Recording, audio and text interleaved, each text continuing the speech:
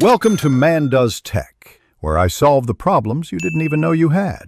You begin by collecting core details: your MCB account number, exact branch name, and the country where the branch is located.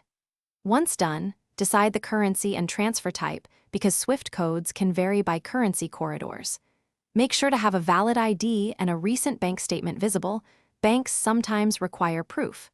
These items speed verification when you query online or call customer service, and they prevent delays caused by mismatched branch names or old account formats.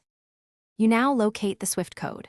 First, check the MCB official branch locator or the bank's FAQ on international transfers. Those listings are authoritative. If online results are unclear, call the branch directly or send a secure message through online banking to confirm. Remember, SWIFT codes are 8 or 11 characters: bank code, country code, location code, plus optional branch code. Double-check spelling in case one wrong character can reroute funds or trigger rejection, so you complete the transfer by entering the confirmed SWIFT code exactly as provided, including the branch code if required. Once you submit, save the confirmation screenshot and reference number for tracking.